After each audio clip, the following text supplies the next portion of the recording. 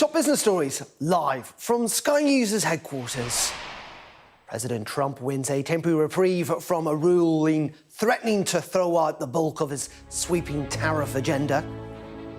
The government prepares to sell the finally publicly owned shares in NatWest, drawing a line under one of the world's biggest bank bailouts after nearly 17 years. Plus, the UK Board Games Expo kicks off in Birmingham. We'll be speaking to the NASDAQ-listed company behind classics such as Doyle and Catan.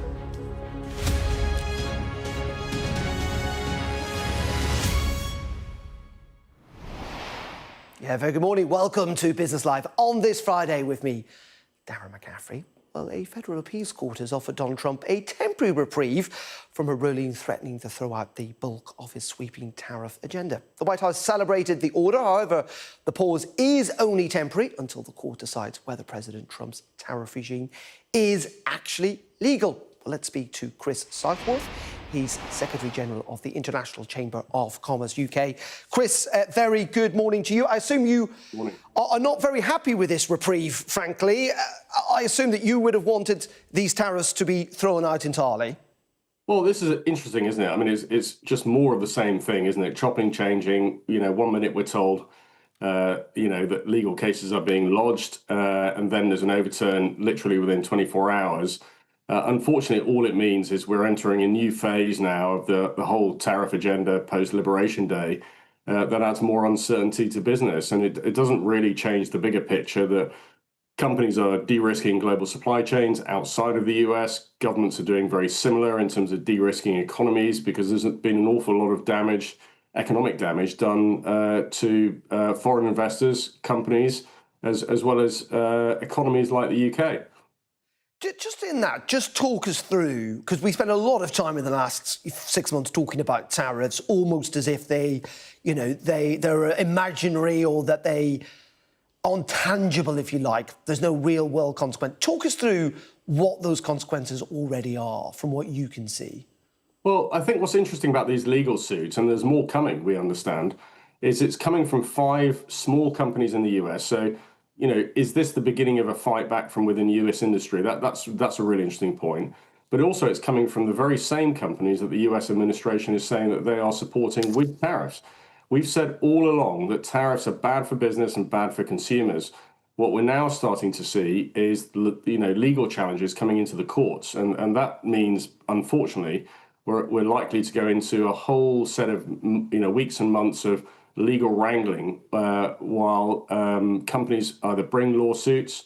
It possibly has the potential to open up the floodgates for a whole bunch of others to come in with lawsuits too, and that could include governments, it could include foreign investors, and don't discount, given the sort of litigious environment in the US, of class action suits from consumers as well, where inflation is impacting on everyday lives. So in some ways, is this kind of, Chris, the worst case scenario? Because with the tariffs in place, you kind of knew where they were set at, there were negotiations. Now there's just even more uncertainty because, as you say, these legal wranglings could go on for months and months. Absolutely right. And it's not good news for the US, I have to say, in the global scheme of things. And it's difficult in the context of the US. When you look at what's going on in the US itself is one thing, but what we've consistently said is if you look at the bigger picture and what's going on in the world, everybody else is moving on, and that's the way the world works. There is no such thing as a vacuum. It's very clear that the US is drawing back from the global trading system and taking unilateral action and breaking international law and US law by the looks of it. Companies and governments are already making decisions. We've seen strong trade statements from the likes of APAC, that's the Asia group, ASEAN also.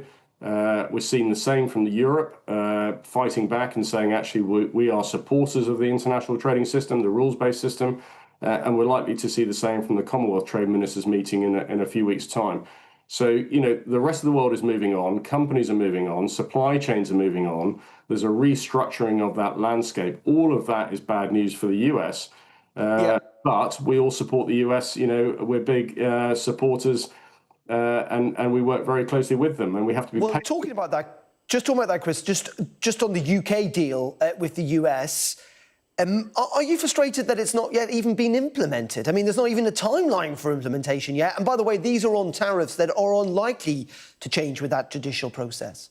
Well, the US UK deal was really interesting in the sense that most of it was damage limitation. So, in terms of reducing tariff levels, and that's a good thing.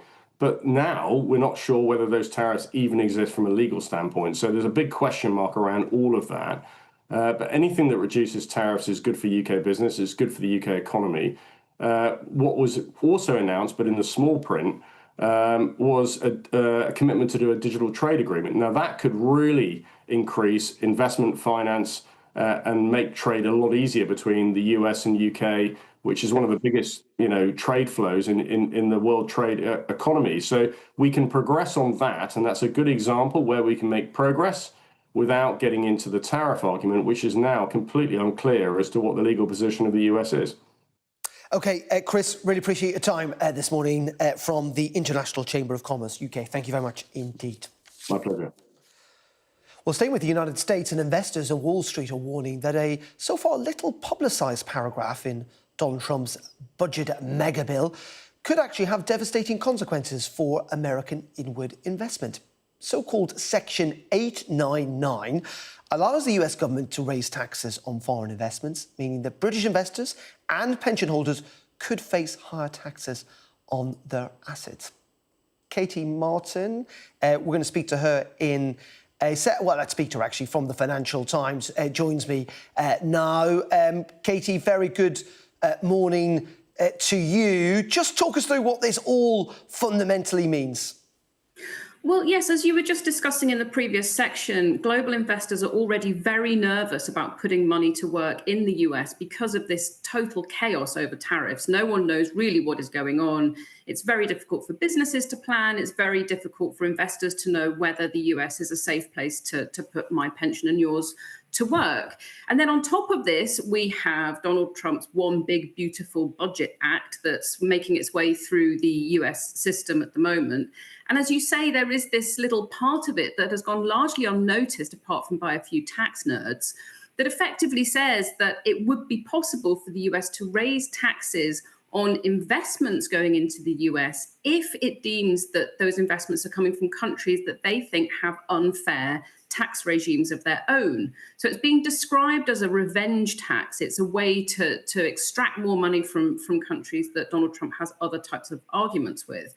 Now, this, if it goes through, and my hunch would be that it won't, because the US really needs a flow of foreign money going into its bonds and stocks at the moment. If it goes through, that could be seriously bad news. There's already a very dark cloud over US markets. UK markets and European markets, for example, are already doing much better than the US this year because of that dark cloud of uncertainty from tariffs. So this is precisely what US markets do not need at the moment. The problem is that if this does go through and if it does hurt US markets, we can expect all sorts of different markets all over the world to feel the pain from it. So we need to be worried about this just as much as the US does. OK. Katie, can you just pause there for 1 second and I will come back to you. But I'm just going to bring you some breaking news that's coming into us here at Sky. That involves Gerry Adams, of course, the former Sinn Féin leader. He has been involved in a libel case against the BBC. And in the last couple of minutes, he has won his defamation case against the BBC. This involves him seeking damages from the High Court in Dublin over a story in which an anonymous contributor alleged that he sanctioned a murder back in 2006 of a British agent.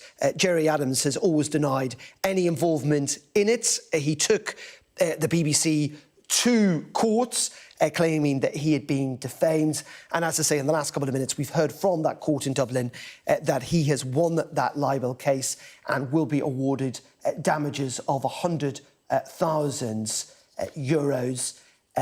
That the report apparently was not broadcast in good faith and that it was not fair and reasonable. So Gerry Adams has won that defamation case against the BBC at the High Court in Dublin, and we'll hopefully speak to Stephen Murphy, our correspondent, who has been following this court case in the next couple of minutes. Katie, thank you for holding on there for us. Let's return to this. So you're suggesting this may well harm investment, but also suggesting it was or could be deliberately used by the Trump administration. Yes, it does have that element about it. It is about raising some sort of punishment against countries that Trump believes have punitive tax regimes that harm the US.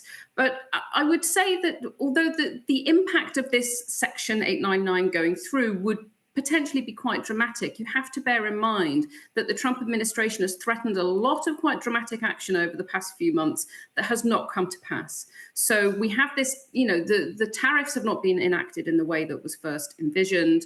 There's lots of things that he suggested in terms of a rejig at the US central bank that has not happened. So this sounds like it's one of a long list of things that the Trump administration has suggested that won't see the light of day. But just the risk that it might is enough to get investors worried.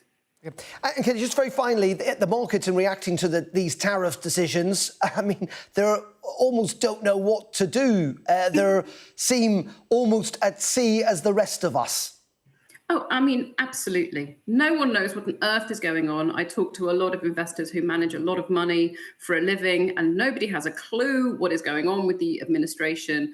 Nobody claims to have any kind of insight that's better than anybody else's. So it's a very confusing environment for investors. But the upshot of that is, as I was saying earlier, that US markets are performing very poorly, unusually poorly compared to other markets around the world.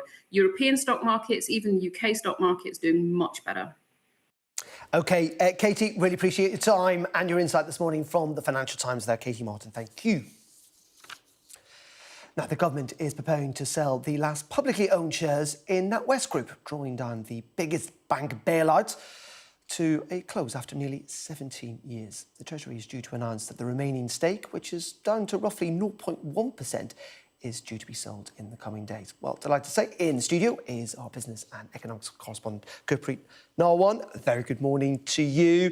It really is the end of an era in many ways, but an era that I'm sure many in government will be quite thankful for. That's right. I mean, this news isn't going to be surprising. We've been anticipating it for quite a while now. But nevertheless, when the announcement does come, it will be a symbolic moment, as you mentioned, drawing a line under what was one of the most turbulent periods in our recent economic and political history, the financial crisis and the subsequent bailing out of the banks, engineered by then-Chancellor Alistair Darling and Gordon Brown, including the £46 billion bailout of NatWest, then known as RBS. The government took on an 80% stake in the bank.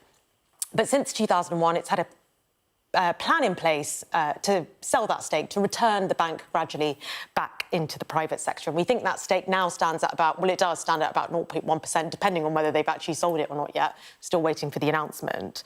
And when those final figures do come through, we expect that they'll show us that the government has posted a loss of about £10.2 billion on that £46 billion. Now, again, that's not a shock. The government wasn't expecting to make money on that £46 billion. The whole point of this was to protect the banking sector, to stop it from collapsing, and with it, jobs, businesses, livelihoods. And to that extent, it succeeded. It did do that. But nevertheless, it was hugely controversial. As you'll remember, at the time, there was a lot of public outrage, a lot of scrutiny on the excessive risk-taking that had taken place in the city in the run-up to the financial crisis. You will remember all the newspaper headlines at the time, and a new regulatory regime sprung up on the back of that, including ring-fencing, forcing banks to separate their investment arms, their risk-taking arms, from their core retail banking function. That ring-fencing regime was put in place, but I think it's quite telling now that, we talk about the end of an era, we talk about drawing a line under those 17 years, and now much of the talk is turning to deregulation. The Chancellor, you will remember in her Mansion House speech back in November, talked about how some of those reforms post-2008 had gone too far, and obviously the banks, many of them are delighted to hear that. They agree with the Chancellor, although they wouldn't quite call it deregulation. They would say it's streamlining the rules, tweaking the rules, eradicating duplication. But nevertheless, however you describe it, whatever language you use, I think there will be anxiety among some. Just 2 decades after the biggest bank bailout in history, will they'll be hoping that policymakers and bank bosses haven't forgotten the lessons of the past. OK, Gurpreet, thank you very much indeed. Thank you. And if you scan the QR code on your screen right now, you can get more on that story involving NatWest and indeed the rest of the business news on our Money blog, which will take you through to the Sky News app. Just scan that QR code. Now, accountants in the city have been warning that salary-sacrificed pension schemes and electric vehicle leasing programmes could be in the Chancellor's crosshairs in the autumn budget. A survey sent to employers this week asked how firms would react to changes in the salary sacrifice scheme. The story comes as Rachel Reeves has confirmed plans to set binding allocations in pension funds as the government prepares for the launch of mega funds. We're just going to pause on pensions there for a second because we're going to take you to Dublin, where I think we can see Gerry Adams, who has, of course, won his libel case against the BBC. Let's have a listen in to what the former Sinn Féin leader is saying outside that court in Dublin. The outcome today has provided a full vindication for our client, Mr. Adams. I'd like to take this opportunity to thank the court and the members of the jury for their careful considerations. Paul. Okay, thank you, Carl. Our client is very pleased with this resounding verdict and award of damages, which speaks for itself. The jury, 12 people from different walks of life, having listened to extensive evidence during the course of the past 4 weeks, has come to the unequivocal conclusion that the subject allegation was highly defamatory. It therefore follows that the BBC Spotlight team at the time should not have included it in their broadcast. Not only had the false allegation regarding our client been the focus of the Spotlight documentary, but it had been utilised to sensationalise and publicise their programme. Furthermore, the fact that the false allegation has been left online for almost 9 years has, in my opinion, done much to undermine the high standards of accuracy that is expected of the BBC. This case could and should have been resolved some considerable time ago, thereby avoiding these very significant financial consequences. And it begs a question as to whether there's been any political or other outside pressure on the BBC to take the stand they had taken. Our client is relieved and satisfied that these legal proceedings have concluded overwhelmingly in his favour after arduous years of litigation. Thank you. Paul. Good, Paul. A couple of focal Garrett Lara a gumsa or dus. Kahime Mabuehas a horse to Mavan Kelia, Clat August Machola, or Vishia de Shasu Lumsa, or Mahil August trials Shaw Vishia Eg Shasu Lum, August Mabuehas Foster, the Richard, the Chris, August Goharaha, the Seamus Collins, the Paul Tweed, to our senior counsel, Tom Hogan, Declan Doyle, the junior counsel, John Kerr and Brian Carroll, and the great team from Johnson's, Carl Rooney, Dara Carney, Hugh O'Hare and Sarah Watson, and Ferhania as far and Aaron. So, I'm very mindful of the Donaldson family in the course of this long trial, and indeed of the victims' families who have had to watch all of this. And I want to say that the Justice Minister, Jim O'Callaghan, should meet the family of Dennis Donaldson as quickly as possible, and that there's an onus on both governments and everyone else, and I include myself in this, to try and deal with these legacy issues as best that we can. So I want to thank the court. Tommy Fuir Wake and Courage, or in Brahav, August Tommy Maradurt, Paul, Tommy Hans Asta Lesh, and verdict.